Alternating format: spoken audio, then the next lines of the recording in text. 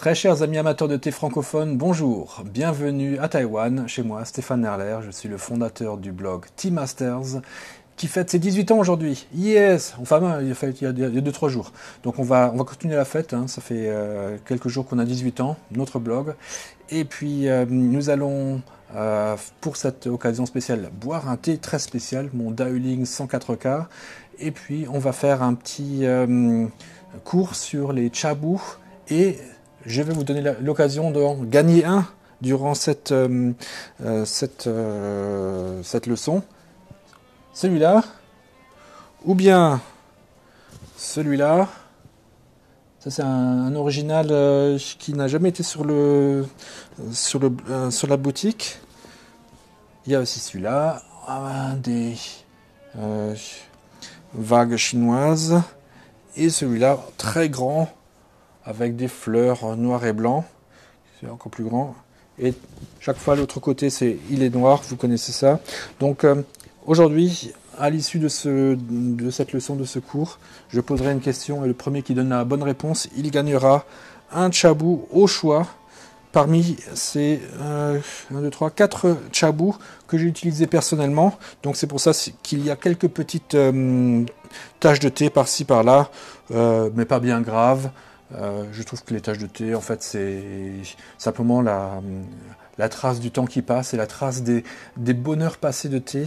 Donc là, vous pourrez partager des traces de mes bonheurs passés sur ces chabous avec avec des couleurs, des styles différents selon votre choix. C'est à vous de voir. Alors, comme nous allons faire une leçon un peu plus interactive. Je recommence déjà à regarder qui est là. Donc il y a Vlad qui me dit bonjour. Bonjour Vlad. Marie-Sophie Misone, bonjour. Cave Millésime, salut. Et Valérie Tikhonov, salut. Pierre-Alain Carroz, bon anniversaire, merci Alain. Pierre-Alain. Et donc peut-être qu'il y a encore d'autres qui vont se joindre à nous, mais pour l'instant, donc ça nous fait 1, 2, 3, 4, 5 personnes. Une chance sur 5, hein, 20% de chance de gagner un chabou. Donc restez là jusqu'à la fin. Et Vlad m'écrit, ils finissent par avoir des petites traces de thé. Ils finissent tous par avoir des petites traces de thé, en effet. Parce que on va voir, donc j'ai envie de parler un petit peu plus de ces chabous parce que je me dis que durant ces 18 ans d'écriture du blog, il s'est passé plein de choses très intéressantes. J'ai fait plein de rencontres, j'ai donné des cours à Prague, à Penn State, à New York. J'ai buté avec des amateurs à Paris. J'ai fait également un stage en Alsace, plusieurs même en Alsace, chez mes parents. J'ai rencontré plein d'amateurs qui sont venus à Taïwan. Certains, beaucoup ont eu la possibilité de boire du thé avec moi au bas de chez moi, ou bien dans la maison Lin, ou bien certains ont même pu aller avec moi dans les montagnes, la plupart du temps autour de Pinglin ou bien Sanxia. Donc ça fait plein de souvenirs, mais s'il y a un truc qui devrait un petit peu rester dans l'histoire du thé de ce début du 21e millénaire, c'est probablement l'accessoire du chabou. Parce que depuis que T. Parker a écrit ce livre sur les chashi Mantolo, mandala, il a utilisé le concept du mandala pour un petit peu théoriser l'esthétique et la symbolique et puis la fonction du chashi. Là, à partir de ce livre-là, le chabou a vraiment pris une importance plus importante. T. Parker n'a pas été le premier à utiliser des chabous. Et donc moi non plus, je n'ai pas été le premier à en proposer. Mais ceux que je propose sur ma boutique sont toujours sont faits main, souvent par ma femme. Ce sont des tissus que j'ai cherchés moi-même dans les maisons qui vendent des tissus à Taipei. Ce sont toujours des tissus pour faire du quilt, parce que le quilt, ça a été aussi un peu l'inspiration, parce que ma mère fait des très beaux quilts. Donc vous avez vu, l'autre jour, j'ai mis des photos faites avec un quilt de ma mère, comme Chabou. Un très beau quilt avec 9 cases qui représentent un petit peu chaque case 2 années, donc ça nous fait 18 ans. Euh, et, et donc le Chabou vraiment c'est quelque chose que j'ai probablement développé, que j'ai un peu mis en avant plus que d'autres personnes qui font du thé de manière amateur ou professionnel. Pratiquement sur mon blog et sur Instagram ou sur Facebook, chaque fois que vous me voyez poster des photos d'un thé, il va souvent être très différent, il va souvent être unique grâce au Chabou qui va être très souvent différent. J'ai dû créer plus d'une centaine de Chabous différents ces dernières années sur la boutique. Donc à chaque Chabou, une ambiance particulière. Hein. Déjà, ça c'est quelque chose qui... une des premières fonctions du Chabou, c'est d'arriver à rendre votre expérience unique. Hein, c'est de se dire que le thé, c'est pas simplement un moment qui se répète encore et encore, comme le café du matin ou bien un repas très ordinaire, ou bien une boisson très ordinaire qu'on boit sans en faire un grand chichi. Non, non, le thé, c'est quelque chose, un moment spécial, un moment unique dans la journée, et pour cela, on crée également une ambiance unique, on crée un environnement unique, on va carrément lui créer donc ce mandala qui est un monde, non pas parfait, mais en harmonie. On ne cherche pas la perfection parce que quand la recherche de la perfection, ça nous met un stress. Hein, si on n'est pas parfait, on se dit mince, on a raté le truc. Donc il ne faut pas se mettre une telle pression quand on fait du thé. Le thé, ça reste quand même un moment de relaxation, un moment pour souffler, un moment pour voyager dans la journée. Hein, commençons par le faire d'ailleurs, ce thé. Et donc la fin d'un sachet de Daoling 104, c'est pour ça qu'il y a pas mal de petits bris. Hop. Et il est du printemps 2020. Préchauffé.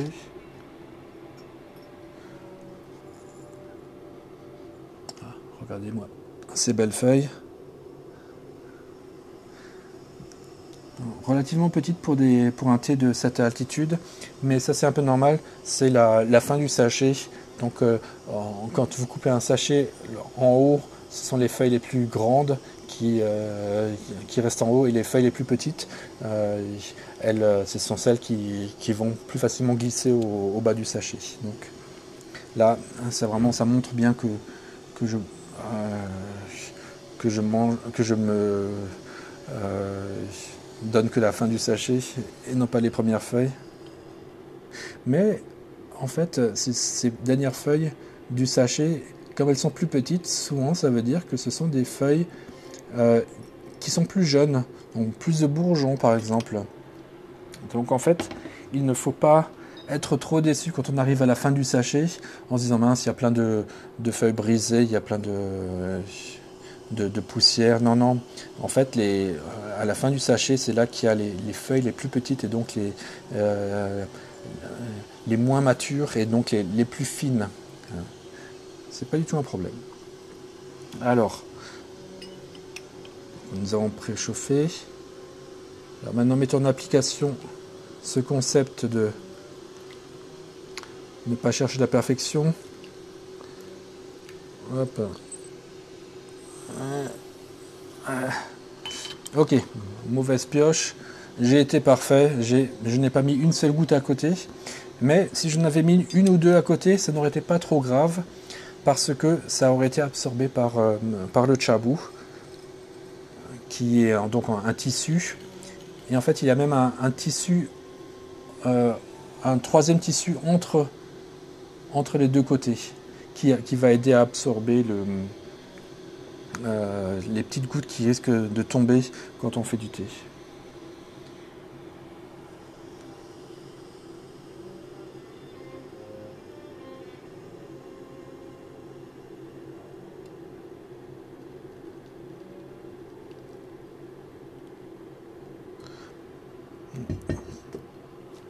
Alors là, vous voyez que j'ai vraiment versé assez haut l'eau dans le Gaiwan. Maintenant, pour que les feuilles s'ouvrent bien, je les aide un peu à tourner et je ferme bien le couvercle. Alors, si on n'avait pas un chabou, si on avait par exemple une surface très dure comme de la porcelaine et qu'il y avait de l'eau qui tombe sur cette surface dure, qu'est-ce qui se passerait? Il se passerait ceci, que si on avait nos coupes dessus, il y a des gouttes qui tombent. Ce qui fait que quand on a le pied de la coupe qui trempe dans de l'eau et qu'on le ramène près de chez soi pour le boire, on a peur parce qu'on sait qu'il y a une petite goutte qui risque de nous tomber dessus. Et ça va être un stress. Donc c'est vraiment pour ça qu'il n'est pas très bon d'avoir une surface trop dure sur laquelle on fait le thé, parce que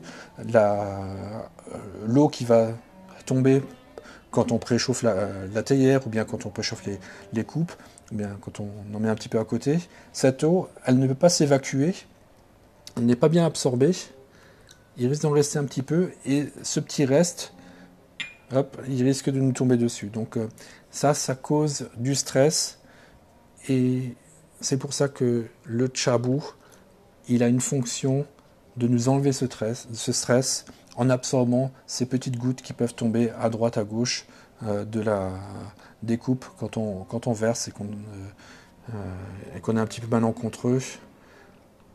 Mais en même temps, comme on n'a pas envie d'en mettre trop, parce que une ou deux gouttes, ça va, hein, comme qui disait autrefois, un verre ça va, trois verres, bonjour les dégâts.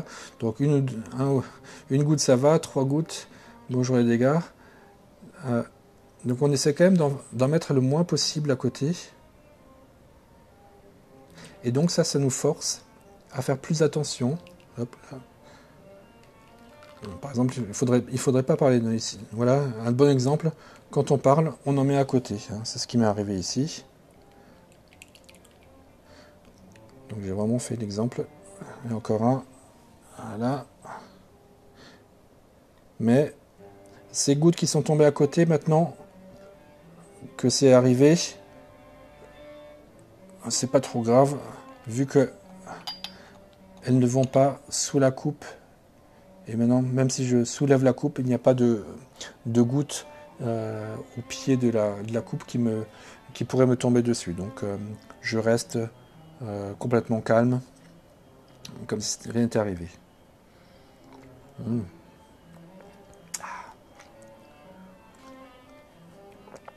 Une autre différence et un autre grand avantage du chabou, c'est écouter. Vous avez entendu? Il y avait justement rien à entendre. Alors que si on a comme support une plaque en métal ou bien en porcelaine,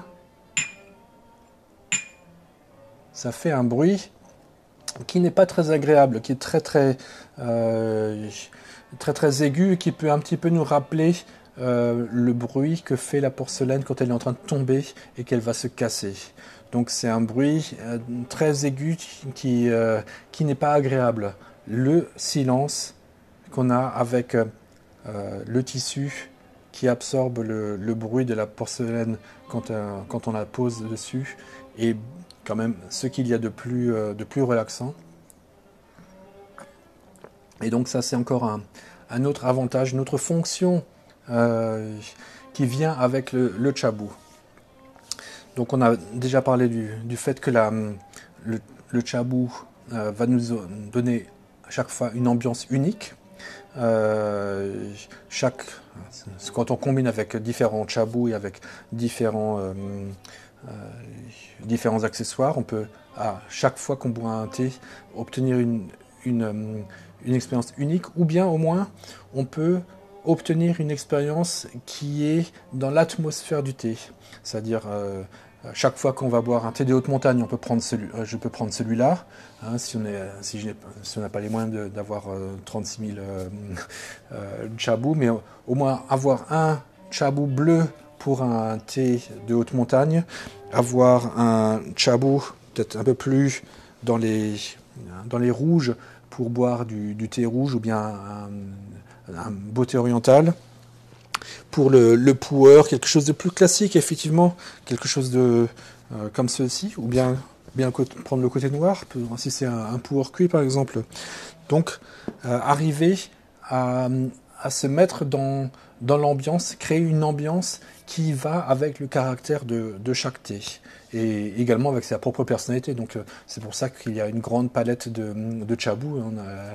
On peut les créer à l'infini en fonction de notre propre personnalité, de notre propre goût et des couleurs qu'on aime, de ce qu'on voit dans les couleurs ou bien dans les dessins qui sont sur le chabou. Et donc, ça aide non seulement à créer un thé unique, mais à chaque fois créer une ambiance qui va avec le thé et avec le moment qu'on veut créer. Donc si on veut de la fraîcheur parce qu'on boit et donc qu'on choisit un thé oolong de haute montagne, ça peut vraiment valoir le coup d'avoir un chabou dans les couleurs bleu comme ça, ou bien éventuellement vert frais aussi, pourquoi pas, ou bien très fleuri si on veut plutôt insister sur le côté très fleuri du thé. On a un thé à 2500 mètres d'altitude. C'est vraiment là, beaucoup de pureté, de sucré, de douceur, mais également de la fraîcheur et de la force. Le chachi, il est là, mais c'est un chachi qui apporte de la fraîcheur, pas un chachi qui rend trop chaud. Voilà. Alors, qu'est-ce qu'on peut encore dire sur... Kavmedezim pose une question. Comment tu laves ou tu nettoies les chabous? En fait, je vais vous dire une chose, ça fait donc maintenant 18 ans que j'ai un blog, j'ai encore jamais lavé un chabou. Pour moi, si on boit beaucoup de thé peu oxydé, ceux-là vont pas faire des taches trop fortes. Les taches les plus difficiles sont les taches de puer cuit, hein, puisque c'est le thé à la couleur la plus sombre. Et ça, c'est une autre bonne raison pour laquelle il vaut mieux utiliser à ce moment-là un chabou noir, pour que les taches ne se voient pas. Plus la couleur va être sombre, moins on verra la tache. Mais la tache, elle peut être harmonisée avec la couleur du chabou. C'est pour ça que j'essaie de ne pas prendre des couleurs trop flash. Ça, c'est à la rigueur une des couleurs les plus flash que je peux avoir, mais en prenant des couleurs assez naturelles, la tache de thé va apporter une petite touche encore plus naturelle à la couleur du chabou, et ça va être un petit peu la couleur du temps qui passe. Ça va être également un souvenir des séances passées, hein, de se dire tiens, ça c'est un chabou qui a vécu. C'est un petit peu comme mettre une veste avec laquelle vous êtes allé en boîte très souvent, et vous avez plein de souvenirs en mettant cette veste-là. Elle a certes un petit peu d'âge, elle a été un petit peu recousue peut-être par-ci et par-là, mais avec cette veste, vous avez également le temps qui passe qui apporte des souvenirs de bonheur. Et donc, pour l'instant, moi, j'ai pas eu vraiment l'envie de nettoyer. Mais c'est bon, comme c'est du coton, en théorie, ça tient assez bien. Là, ça ne devrait pas trop délaver. Le mieux, c'est quand même la première fois de nettoyer à la main. Mais pour l'instant, donc, moi, je n'ai pas eu le besoin de le laver, mes chabous. Par contre, effectivement, avec certains thés, on va essayer de faire parfois un peu plus attention. Parfois, ce qu'on peut faire également, c'est d'avoir une petite assiette pour mettre les tasses dessus quand on verse, pour qu'il n'y ait pas de thé qui aille à côté, ou bien vraiment faire très très attention. Voilà. Quels sont les autres avantages du Chabu? Quelles sont ses autres fonctions? Donc on a vu que dans un chashi, on essaie de créer une harmonie entre tous nos accessoires, et le Chabu, lui, il nous donne un cadre pour mettre ces accessoires. Le Gaiwan ou bien la TR, ça va être l'acteur principal, c'est celui où l'action se passe, hein, c'est là où on infuse le thé. Donc il a comme acteur principal souvent la place la plus centrale. Hein. Donc mettre un Chabu ici, ça aide de se dire on va pas mettre la tasse, le Gaiwan ou bien la TR ici, ça ne serait pas pratique d'un point de vue de l'infusion. Donc c'est sa place la plus correcte, c'est vraiment au milieu. Et un peu plus loin, on peut mettre les tasses de manière un petit peu en rond, vu que c'est quand on fait des gestes, on ne fait pas des gestes exactement droits. Hein, ça c'est les robots qui font des gestes droits, alors que nous, comme on est à une certaine distance, hein, c'est un petit peu comme un essuie-glace. Donc le geste normal, c'est un geste un petit peu en rondeur. C'est pour ça qu'on aime bien également mettre les coupes un petit peu dans cette forme-là. Et donc on va avoir les objets les principaux qui vont être plutôt au milieu du Chabu, et quelques objets un petit peu moins importants qu'on utilise un peu moins souvent, comme la jarre et la Monbol à eau usée à l'extérieur de ce cadre. Ou bien il pourrait être à l'intérieur si j'avais un Chabu beaucoup plus grand. Ça va également dépendre un petit peu de la taille du Chabu, et également de la taille de nos accessoires. Et donc l'autre avantage, l'autre fonction du Chabu, c'est comme c'est un accessoire qui a une certaine beauté, qu'on veut préserver, qu'on n'a pas envie de tâcher, ça nous force à faire plus attention à nos gestes, et donc à être plus concentré, à être plus calme, à être moins rapide dans nos gestes, pour ne pas en mettre à côté. Mais en même temps, on n'a pas une pression qui est à 100%, vu que si on en mettait un petit peu à côté, quelques gouttes, il serait absorbé, et ça ne ferait pas de problème à nos coupes. Il n'y aurait pas d'eau qui se collerait au pied de la coupe. Voilà, donc en fait, le Chabu vraiment a beaucoup de fonctions. C'est pas simplement un objet de beauté, c'est un objet qui rend le thé unique, qui le rend plus silencieux, qui nous met dans une certaine atmosphère, hein, et qui nous oblige un petit peu à être plus concentré, mais sans nous mettre une pression non plus dingue. Ça reste un objet qui est quand même abordable à entre 20 et 25 $. Ce n'est pas non plus la mer à boire. Alors, par contre, un kilt, ça pourrait valoir beaucoup plus cher, mais dans un budget, le Chabu n'est pas l'objet le plus cher, le plus onéreux. Donc on n'a pas non plus une trop grande pression de ne pas l'abîmer. Voilà. Ça en fait beaucoup de choses, et puis ça fait des belles photos. C'est donc avantage également pour les gens qui aiment bien partager leurs moments de thé sur Instagram. Ça permet aussi de plus facilement partager ces moments avec ses amis, et puis aussi de se les rappeler. Hein, ce que j'ai remarqué avec mon blog, qui donc maintenant a 18 ans, c'est que de plus en plus souvent, j'ai des trous de mémoire, hein, moi, la vieillesse. Hein. Alors parfois, je fais des recherches sur mon blog sur des mots-clés. Ou bien là aujourd'hui, en cours avec T. Parker, on avait il demandait c'est quoi les thés qu'on boit en été. Et donc là, j'ai fait une recherche beach, hein, la plage, pour montrer mes photos de thé à la plage avec des setups, des chashis très très similaires. Un Gaiwan, c'est coupe chantante, Céladon, et puis un Chabou.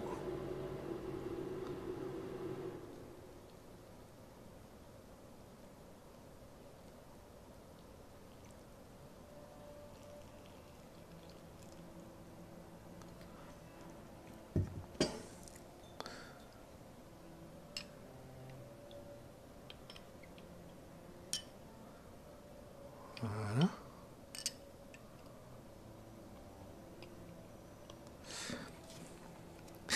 Carmilesi me pose encore une question. Quel est le terme utilisé pour le thé pour ce que les Japonais appellent Zanshin, vigilance du geste? Je ne sais pas. Quel est le terme utilisé pour le thé parce que la vigilance du geste? Je réfléchis un petit peu. Bon, en chinois, faire attention, c'est xiaoxin, petit cœur, qui ressemble un petit peu. Donc j'imagine que zanshin, le shin, ça va être le cœur. Et en tout cas, faire attention en chinois, c'est xiaoxin, un petit cœur. Mais je ne...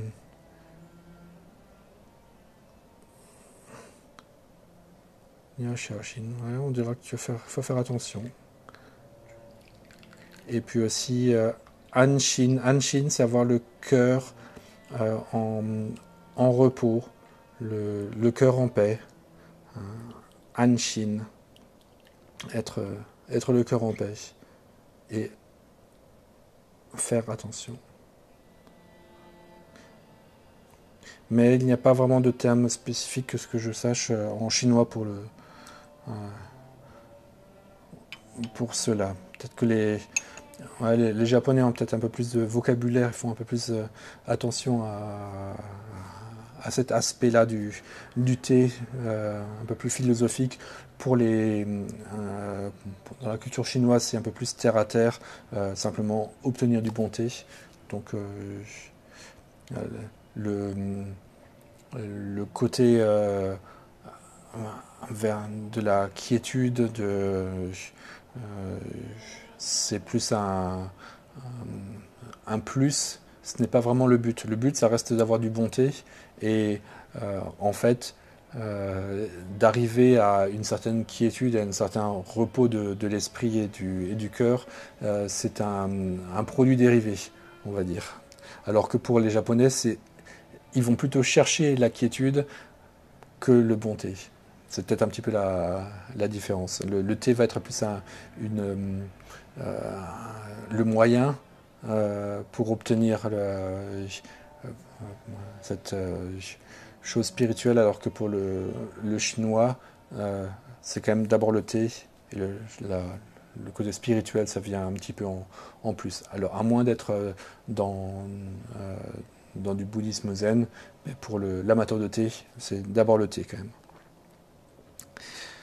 Voilà. Mais en tout cas, il est très bon. Je vous montre la couleur assez légère de ce thé. À la troisième infusion, je peux également vous montrer comment les feuilles sont bien ouvertes et qu'il n'y en a pas tellement que ça. Vu que c'est un thé de très haute qualité qui se déguste de manière quand même assez légère, il ne faut pas le boire trop concentré. Même si ça fait que vous commanderez un petit peu moins chez moi, c'est pas grave, mais comme ça vous le goûterez mieux et vous en aurez plus pour votre argent. Et d'ailleurs ça va être un petit peu le thème de ma prochaine émission la semaine prochaine.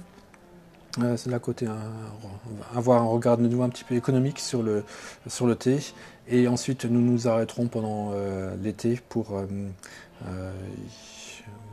remettre un petit peu les pendules à l'heure et nous reposer pendant cet été. Alors, maintenant, passons.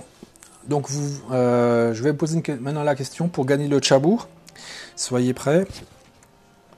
Et donc la première réponse que je verrai juste, ça va être le gagnant. Et il aura le droit de choisir un de ces 4 tchabous, sans obligation d'achat, bien sûr, et que je lui enverrai. Alors éventuellement, pour les régions où c'est par EMS, là éventuellement on attendrait que ça repasse en un mail.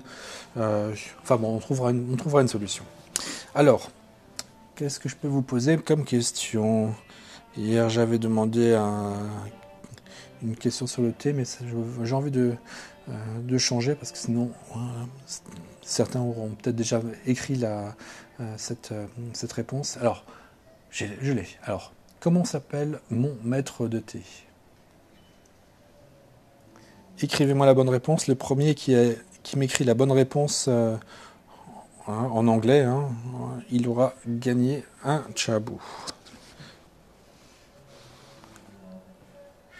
J'attends impatiemment la personne qui écrira en premier la bonne réponse. Est-ce que vous vous rappelez comment s'appelle mon prof de thé, que je mentionne quand même assez fréquemment,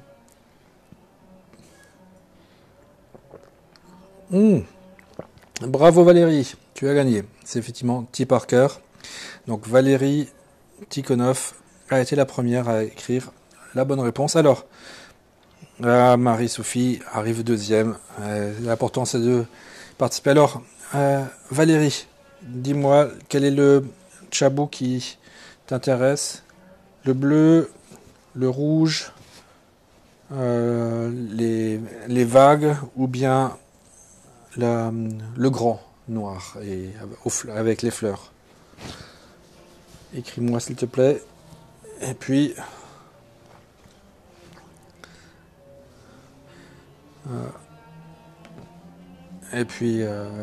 pendant ce temps-là, je me bois encore un petit peu une coupe. Tu veux le rouge? D'accord. Alors je le remonte encore une fois. Très bon choix. Voilà. Donc je vais te l'envoyer. Je crois que j'ai tes coordonnées. Je te remercie pour ta participation et ainsi qu'à tout le monde. Merci beaucoup Marie-Sophie, Vlad, Cave Millésime, Pierre-Alain et surtout donc Valérie pour cette célébration des 18 ans de mon blog. C'est pas tous les jours qu'on arrive à maturité, qu'on arrive à l'âge adulte. Donc on se revoit encore la semaine prochaine. Et puis ensuite on sera en vacances. Merci beaucoup de m'avoir suivi. Bye bye.